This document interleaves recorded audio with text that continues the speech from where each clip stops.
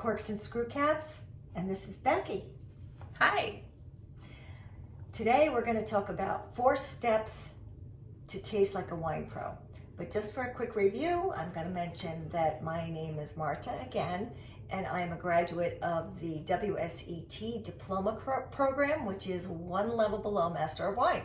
And what that means is I've just had the privilege of tasting many, many wines, and I've loved every minute of it. And I'm Becky. I'm a CIA grad, that is Culinary Institute of America. So we're here to tell you about the 4 steps to taste like a pro. So the first thing you want to do is you want to make sure that your setup is pristine. You want no outside smells, perfume. Oh my gosh, perfume. No cooking odors. Okay? No smoking, no scented candles, no cat boxes. And if you're at Auntie's house and she has her sachets all around the house, put them away. No sachets. And no cigars. No cigars. Sorry. What else, Becky? No fish dinners. Not from last night. No fish fish dinners from last night. None of that. None of that. Yeah. So the keywords are odor neutral. Odor neutral. So the second thing you want to do is have proper stemware. And that means clear glass. Clear. Preferably with a stem. And you just want to have something that's tulip shaped. And why do we want to have something tulip shaped? You want to have it tulip shaped because what you want to do is you want to trap those smells. Yeah, like that. Well, okay, like that. Because if you can't smell it, you can't taste it.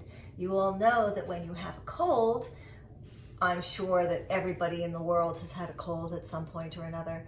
You can't smell anything, right? And you probably can't taste anything either. Can you, Becky? No. Yeah, it's No. totally It's like dead. holding your nose. Yeah. And trying to taste something. Yeah, You don't exactly. Taste anything. Yeah. So you can't be tasting something if you can't smell it. So we need to have a nice glass where the aromas are basically funneled so that you can smell it in your nose. Okay? Yep, absolutely. The third thing we need to focus on is lighting. Why is lighting important? Well, to tell you the truth, most lighting in restaurants or homes or in most places have a little bit of a yellow tinge to it. So, Becky, you tell me, what does yellow light and red wine equal? I don't know. Brown wine. Who wants to drink brown wine? Okay? No. So the thing is about brown wine is that could indicate a wine fault, which is oxidation, which means the wine is bad. So if you have a little bit of exposure of oxygen to the wine, you're going to get this nutty kind of sherry-like flavor. We don't want that unless, of course, the wine is supposed to be sherry. Yes. So yeah, sherry. I love sherry.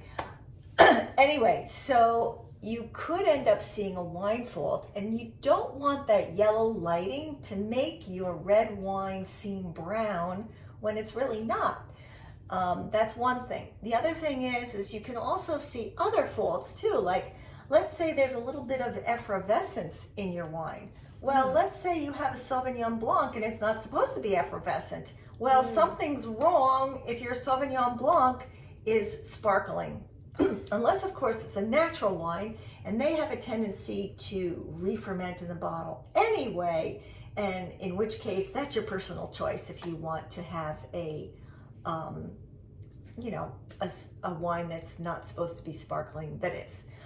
If you're a proponent of natural wines, and we will go into natural wines another day, that's a different story. Anyway, so you can see those things. So it's not just about the sight, it's about the taste, it's about the smell. But the first thing we want to notice is, what does it look like? So if it's brown, if it's got bubbles in it and it's not supposed to be, it's not a sparkling wine, it's not Prosecco, it's not champagne, It's not supposed to have any bubbles that you can see in there. The third thing is maybe it's cloudy. Well, you know, cloudy, slightly cloudy could be okay because that could mean that it's unfiltered and what we call unfined. Now, unfined is just a simple term for meaning uber filtered. Okay, so it's not uber filtered. It might be ever so slightly cloudy, but it might not. It might be bad. But if it's slightly cloudy, this could be a plus because that means that sediment is still in there. And that sediment can create wonderful aromas and flavors and textures with a little bit of age. And flavors. Oh yes, my. delicious. So that could be a really good thing. So you want to, tasting a wine, the first thing you want to do is really be able to see properly what's in that glass. That's why lighting is important. One thing I'm going to mention is for proper lighting, if you're doing it in your home, go by a window, okay? That's going to be the closest to 5000K lighting that you're ever going to get. Now, if you're a designer, you already know what 5000K lighting is and you understand that lighting all has different colors and that's going to affect what you're seeing. So just trust us here, folks. If you've got 5,000 degree Kelvin lighting, this is appropriate for what you can see in your glass. So go over to a window, or if you're lucky like Becky and you have a patio, go outside on the patio. It doesn't matter if it's cloudy or sunny, it's all about the natural lighting. Okay? Absolutely. Absolutely. So let's move on to the next step, which is one of my favorite steps. It's swirl, sniff, and tasting. Yeah. So you have your clear glass, and we just so happen to have some red wine. Yeah. We're not advertising the wine, but this one happens to be Vino Reserva Ducale. Can be found just about everywhere. Ready? Ready. Okay.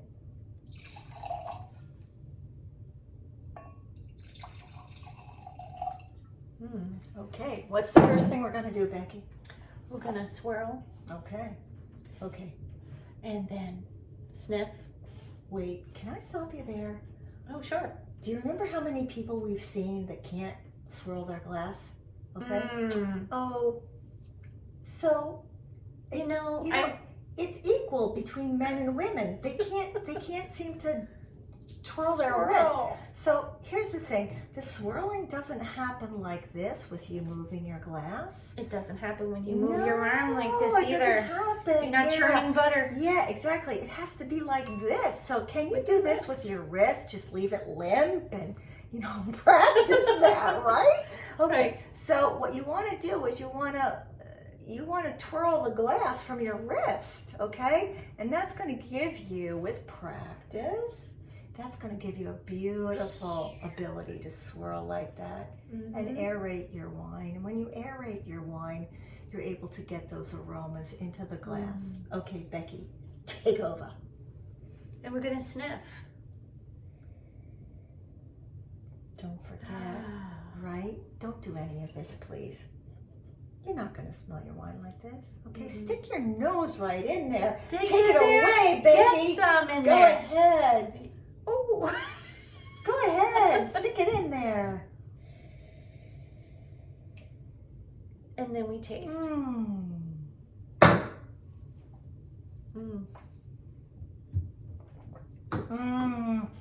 So what you're doing right now is actually letting all of the wine go all over your mouth, in every area of your mouth. Every area.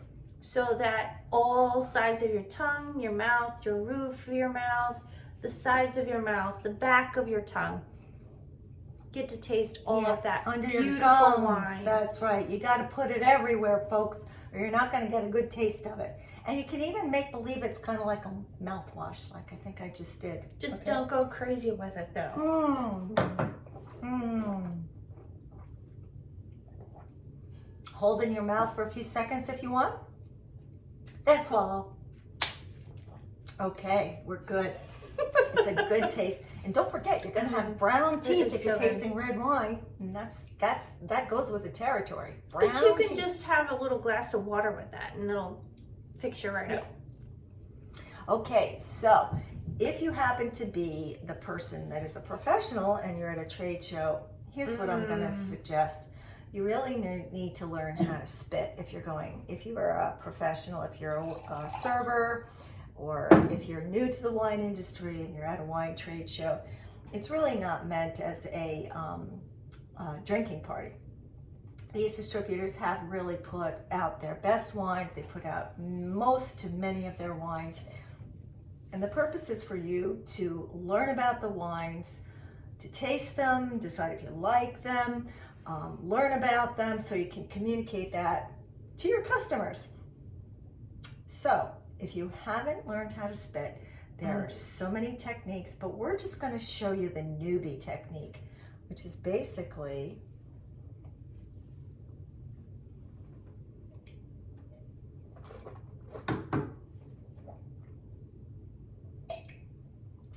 not so disgusting, right? Right, it's not so bad.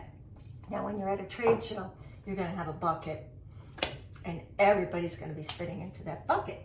The only thing I caution you about is watch out for splashback, because that's nasty. Okay? It's so gross. But the truth is, it's considered classy, it's considered professional. Okay, so you want to swallow a couple drops here and there, fine. They expect. But the real reason to go to a trade show is to taste, and please do our industry proud by spitting if you're at a trade show. If you're at home, we don't care what you do, right, Becky? Right. Do whatever you want. Do whatever you want. That's but right. Just be classy. Just be classy. Okay. All right. Here's to you. Cheers. Cheers. And stay tuned for our next one. Becky, tell them what to do if they want to follow us. So if you want to follow us, you can hit the subscribe button down below, or you can hit the notification button as well, so that the next time we post another video, you can be aware that it's up and running. Also, you can follow us on Facebook, and also if you like this comment or like this content, or you want to see more of something, let us know in the comments below. All right.